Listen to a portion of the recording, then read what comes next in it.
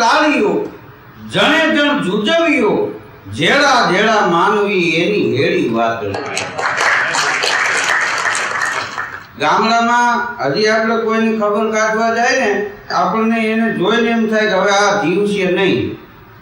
પણ અઠવાડિયા 10 દી પછી તમે બજારમાં નીકળો તો હામાં મળે. બોલો તો આપણે કે હાજર થઈ ગયા, મેળે આવી ગયું કે હા ક્યાંથી દવા લીધી કે ક્યાંયથી નહીં. તો કેવી રીતે મેળે આવી ગયું? તો કે અઠે ગઠે. આ ગામથી શબ્દ છે, અઠે ગઠે એટલે એની મેળે મેળે સારું થઈ જાય. ઓબામાએ હમણાં આપણા વડાપ્રધાનને ફોન કર્યો, હું તમારા દેશમાં આવું છું. તો આપણા વડાપ્રધાન રાજી થયા, તમે તમારે આવો. તારીખ નક્કી થઈ, ટાઈમ નક્કી થયો, કેટલા વાગ્યાની ફ્લાઇટમાં આવશો, અમારો ડ્રાઈવર તમને ગાડી લઈને તેડવા આવશે, એ બધું નક્કી થયું. ઓબામા આવ્યા, દિલ્હી ઉતર્યા એરપોર્ટ ઉપર.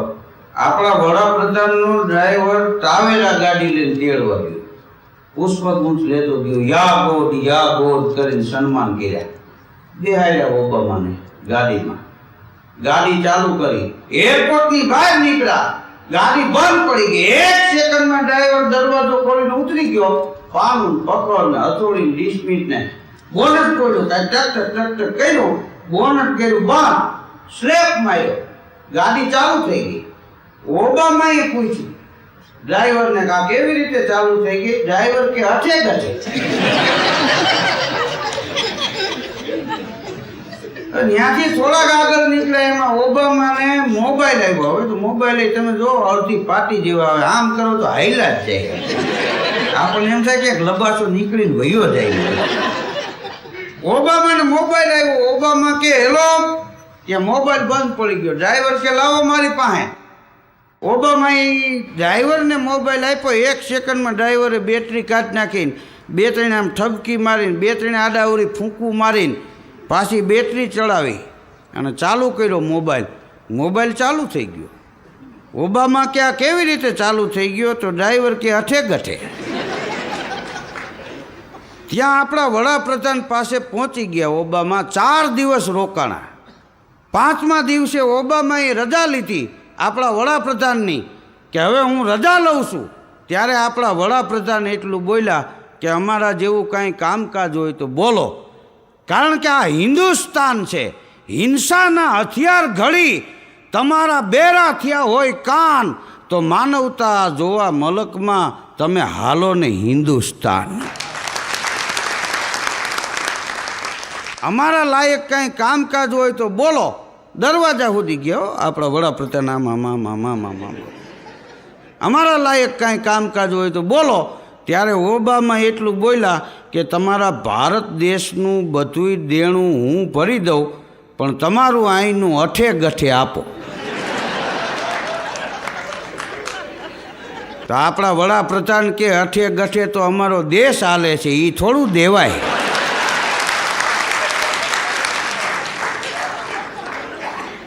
હા, એકવાર દુકાળ પડ્યો. હા, દુષ્કાળ ડરાવે, ફાળ પડાવે, મહેનંગ આવે, મરજાવે, એ વખતે આવે, ગુણજન ગાવે, બહુ રીજાવે, બિરદાવે, દાતાર નિભાવે, પણ દુઃખ પાવે, નામુખ આવે, દામ નથી. અરે વીતવા વરવાનું, રણ ચડવાનું, એ ના મર્દોનું કામ નથી. આવો ભયંકર દુકાળ પડ્યો. ગામડામાં 2 ભાઈઓ હતા, એને એમ થયું કે આપણે રાજકોટ જઈને દૂધની દુકાન કરી. ત્યારે દૂધની દુકાન કહેતા, ડેરી ન કહેતા. એ ગામડેથી આવ્યા, રાજકોટમાં દૂધની દુકાન કરી, મૂછુના આંકડીયા ચડાવીને 2 ભાઈઓ દુકાને બેઠા હોય. ત્યારે લ્યુનાનો ક્રેજ. તે એક સાહેબ 5:30 વાગે નોકરીએથી છૂટીને આવ્યા, લ્યુનાની ઘોડી ચડાવી અને ઊભા રહીને કે બેનું દૂધ આપો. ત્યાં તો કાઠલા ચાલીને મારવા માંડ્યા કે અમે તને બેનું જેવા લાગી છે.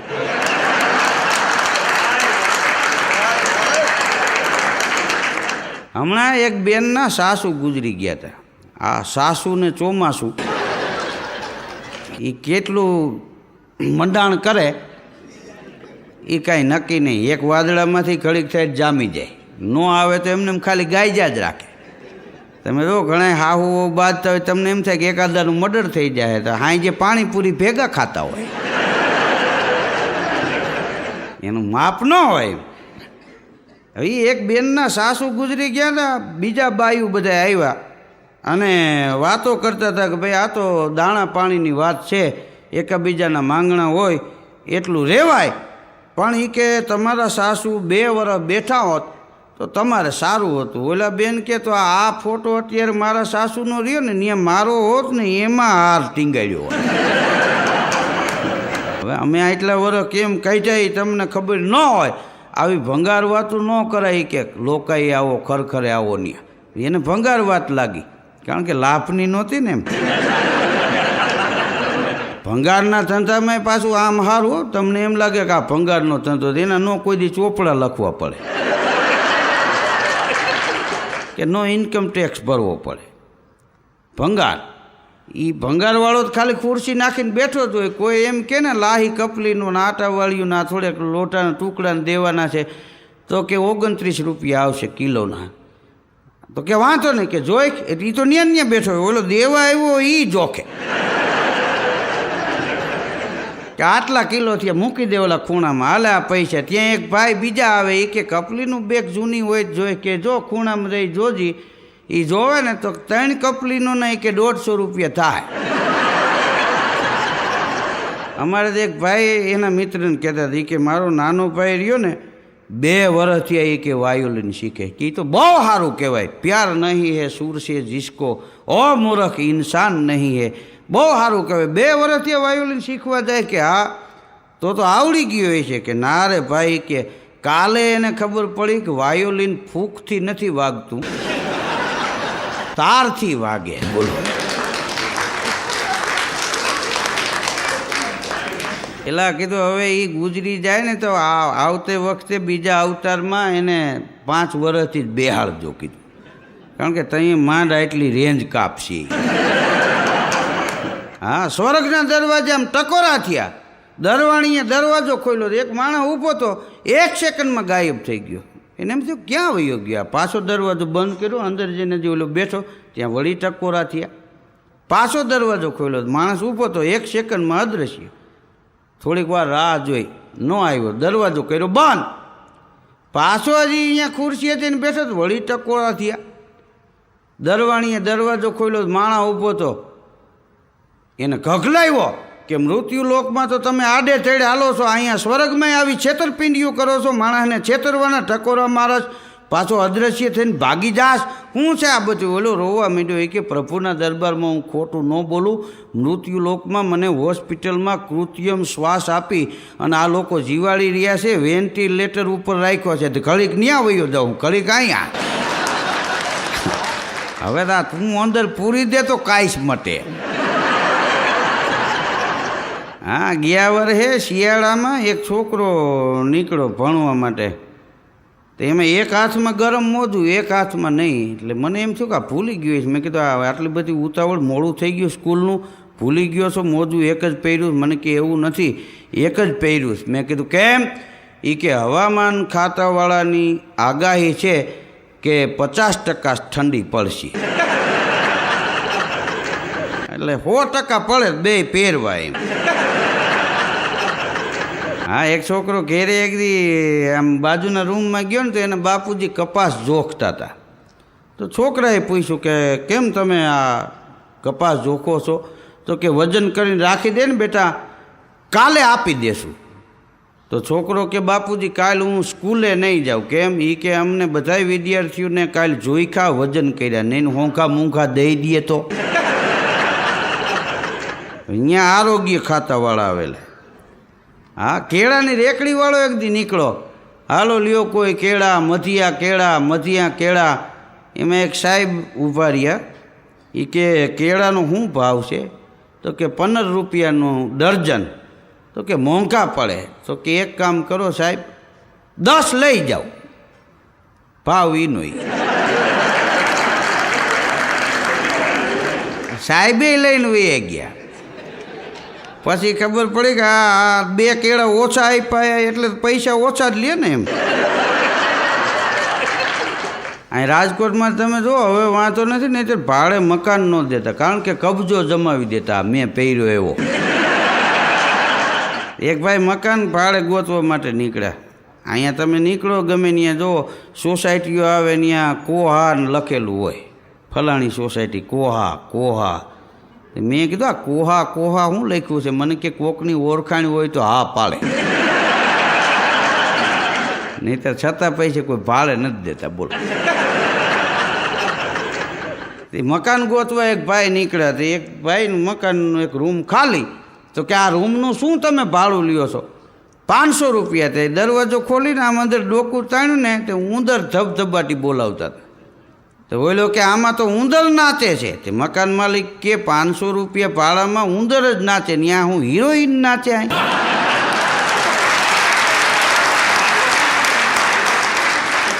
હા, સસ્તું માણસને મોંઘું પડે.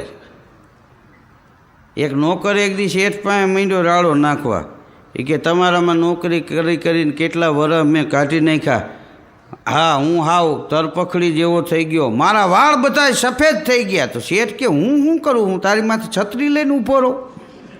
એવી વાત નથી, આટલા વર્ષ વહી ગયા, હવે પગાર વધારો, મારે વાળ સફેદ થઈ ગયા. શેઠ કે હાલે 20 રૂપિયા કાળા કરાઈ આવજો, બાકી પગારમાં કાંઈ ફારફેર થાય નહીં. હા, હોમિયોપેથિકના ડૉક્ટર પાસે એક બેન ગયા. એ કે આ તકલીફ થઈ ગઈ છે પાછી. તે એ ડૉક્ટર સાહેબે બેનને 4 પડીકી આપી. દરરોજ સવારમાં 1 પડીકી લેવી. તો ઓલા બેન કે સાહેબ આ વખતે આછા કાગળમાં પડીકી બાંધજો, ગયા વખતે ગળે ઉતરવામાં તકલીફ બહુ પડી. ત્યારે ખબર પડી કાગળ હોતી ગળી ગયા તે. બોલો. હા, એક લોભિયાના દીકરાનો જન્મ થયો. તે દીકરાનો જન્મ થયો ને લોભિયો બહુ. એનો બાપ કે આ તારાને દીકરાનો જન્મ થયો, 500 રૂપિયા લાવ્યો, ઘોડિયું લેવા જવું છે. 500 રૂપિયા તેને આપ્યા. પણ સાંજે એ આવ્યો ને તો છોકરો ઘોડી આમ ઊતો છે ને, એ છોકરા આમ નથી જોતો. બોલો, આમ ઊભો રહીને કે આવા ઘોડિયાના 500 રૂપિયા. પણ એનો બાપ કે આ છોકરા સામું તો જો, તું ઘોડિયાની ક્યાં ખોળીને બેઠો હાઈ. હા, એક બેન એક દી હાફડા ફાફડા થઈ ગયેલા, શ્વાસ કોઠામાં હમાય નહીં. હા તમણ. તે બીજા બેને પૂછ્યું શું છે આ? તો કે મારો છોકરો એ કે આઠાના ગળી ગયો છે. તો ઓલા બેન કે હવે જવા દો ને, આઠાનાનું અટાણે આવે છે એ શું આ? હવે એ ખબર છે આ ગળે હલવાઈ ગયા એમ. હા, ચૂંટણી તમારે જોવું, ચૂંટણી આવે ત્યારે બોર્ડ બનાવવા વાળાને, જાહેરાત કરવા વાળાને એ નવરાજ ન હોય. મારો એક મિત્ર છે છગન, એને એમ થયું એ કે જાત્રા કરી આવું. તે કાશી ગયો ને, ત્યાં એક છોકરો પગે લાગ્યો મંદિરની બહાર. રામ રામ. કે રામ રામ. તમે કોણ? ન ઓળખો મામા? બચુડો. તમારી બાજુમાં અમે રહેતા, અમે નો દેકારો કરતા ને તમે વાહે દોડતા, તમે ભાગી જતા ને ક્યારેક તમારા ઘેરે આવીને હું જમી જતો ને. તેઓને એમ કે આ ઓળખીતા છે ને આને નહોતો ઓળખો. એ કે લાવો મામા પોટલું મારી પાસે, થેલિયું મારી પાસે, થેલો મારી પાસે. દર્શન 2-3 જગ્યાએ કરાય અને મામા મામા કરે. એ નાવા ગયા ને નદીમાં, તે પંચિયાનું પોતિયું વાળીને ઓને ડૂબકી વાળી મારીને આને મુઠિયું વાળી. ભીના પંચીએ કાશીની બજારમાં નીકળ્યો, બચુડાને જોયો. ઓલા કે કયો બચુડો? નો અમારી પડખે રહેતા અને ક્યારેક તોફાન કરતા.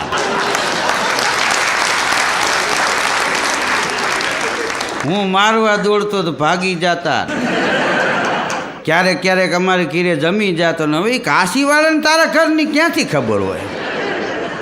આ ચૂંટણીમાં એવું છે, 5 વર્ષ થાય પબ્લિક ભૂલી જાય, વળી પાછા ચૂંટણી વખતે નીકળે. ન ઓળખો મામા?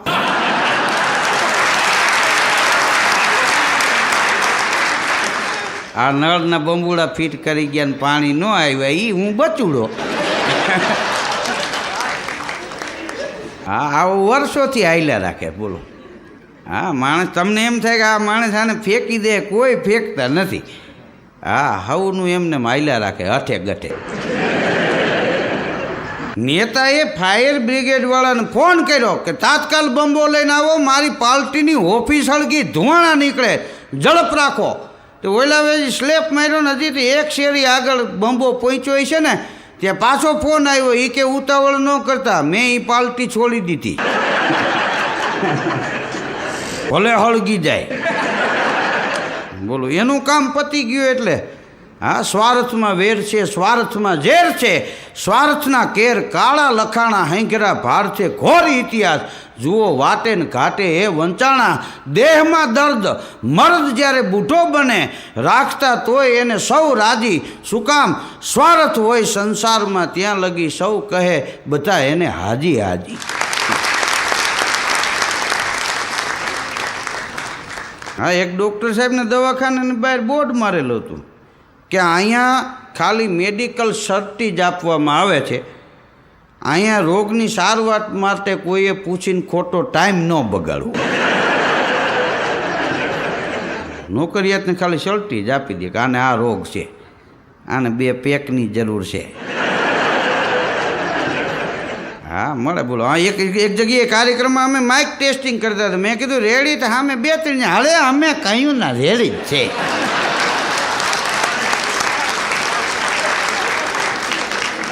તમારું નામ સાંભળ્યું ધીરુભાઈ આવવાના છે, અમે 5 વાગ્યાના રેડી છીએ, તમારું કરો. હા, એક ભાઈ હોટલમાં જઈને બેઠો એટલે વેઇટરે એ ભાઈને આવીને કીધું કે સમોસાની સાથે તમને કઈ ચટણી આપું, ટમેટાની આપું કે આંબલીની આપું? તો ગ્રાહક કે 2 ચટણીમાં ફેર શું? કે અઠવાડિયાનો ફેર છે. હા, એક ભાઈ એના ઘેરે ગયો, એની ઘરવાળીને કે મેચને કારણે આજ મારે નોકરી ગુમાવવી પડી. પણ કે નોકરીએ ગયા હોય ત્યાં હું તમારે મેચ સાંભળવાની જરૂર છે. પણ કે સાંભળી તો ખરી. શેઠ મિટિંગમાં બેઠા હતા, મને કે તું આ મેચની કોમેન્ટ્રી સાંભળજે, હું પૂછું ત્યારે કહીજે સ્કોરનું.